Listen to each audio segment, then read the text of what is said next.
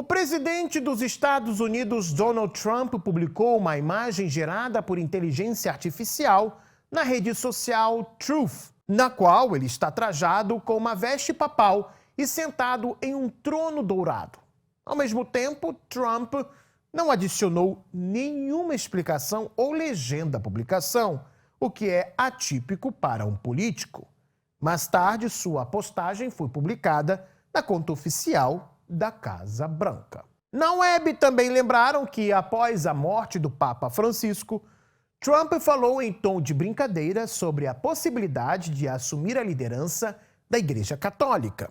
Ao mesmo tempo, ele garantiu que não tinha preferências entre os candidatos ao cargo de Papa, mas depois apontou o arcebispo de Nova York, o cardeal Timothy Dolan, como um de seus candidatos favoritos. Enquanto isso, o jornal francês Le Monde anunciou que o presidente Emmanuel Macron supostamente tentou influenciar a eleição do futuro pontífice, algo que está sendo ativamente discutido na França e também na Itália. As suspeitas surgiram depois que Macron se reuniu com representantes do movimento católico Saint-Egidio. De acordo com o jornal, o principal candidato do movimento é o cardeal Matteo Zuppi, cujas opiniões diferem das da primeira-ministra italiana Giorgia Meloni, mas o motivo para a italiana não gostar do presidente francês. O conclave que deverá determinar quem será o próximo Papa será realizado em 7 de maio. Espera-se que representantes de ideologias opostas, Trump e Macron, tentarão influenciar o resultado da votação para atender a seus próprios interesses.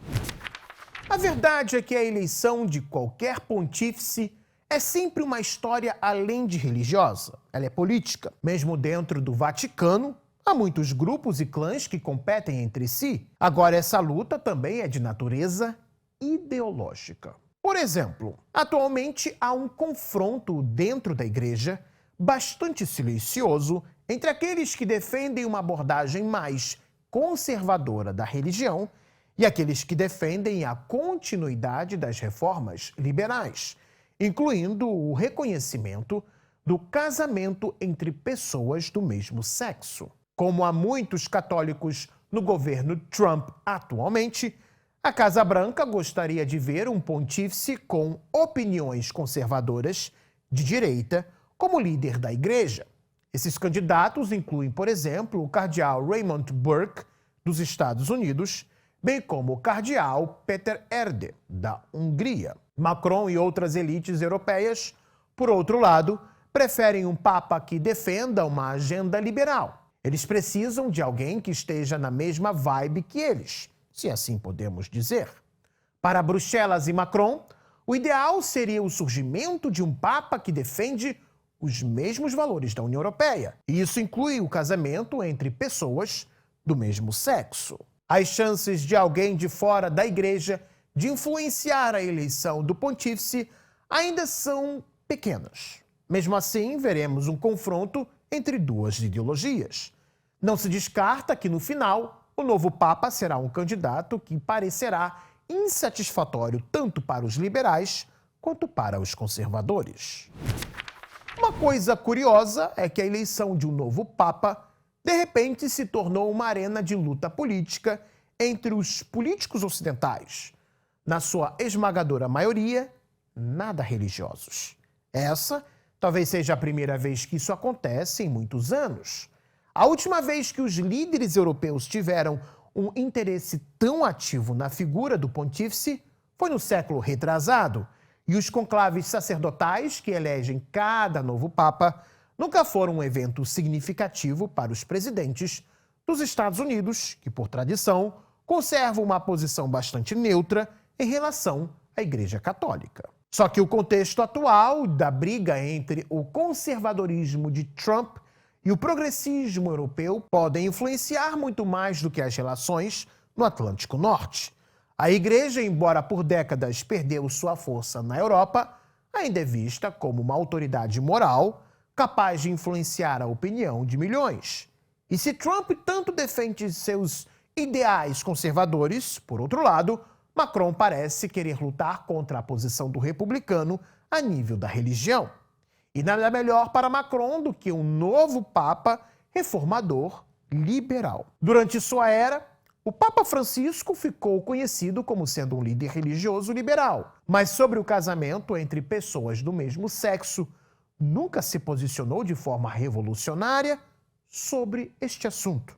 Tanto que ele não mudou nem a visão da igreja neste tema, nem mesmo o seu ensino. Por séculos, a igreja sempre apoiou determinadas forças políticas, ao passo que condenava ideias e tendências que considerava ser não alinhadas ao cristianismo. Só que, de repente, os políticos nos Estados Unidos e na Europa se lembraram que a igreja existe, depois de muitos anos de governos que são indiferentes à linha de pensamento da igreja. Assim, os políticos ocidentais lutam para interpretar o papel e a posição do Vaticano no mundo, a fim de obter uma justificativa espiritual para as suas ações no momento certo.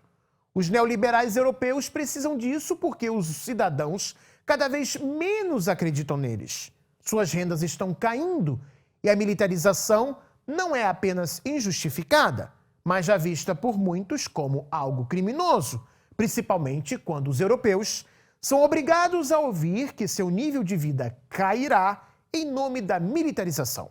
Mais dinheiro para fazer armas e menos dinheiro para hospitais e escolas.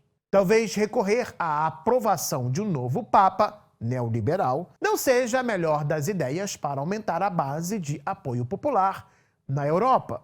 Hoje, a espiritualidade cristã de milhões de europeus já não é mais a mesma. No velho continente, muitas igrejas agora viram mesquitas. Suas missas são vazias e o povo já não ouve os sermões.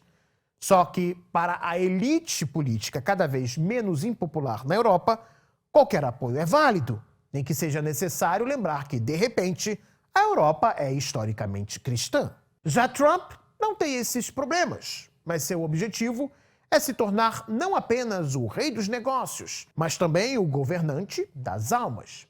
Deste ponto de vista, o presidente dos Estados Unidos, altamente apoiado por movimentos cristãos de diferentes denominações, está mais interessado em um pontífice que seja um conservador moderado, ou pelo menos que não critique o trumpismo e o populismo, como fez Francisco. E se você gostou desse vídeo, deixe o seu like, se inscreva no Gazeta do Mundo e também acione o sininho para não perder os nossos próximos encontros aqui no Gazeta do Mundo. Até mais, pessoal. Tchau, tchau.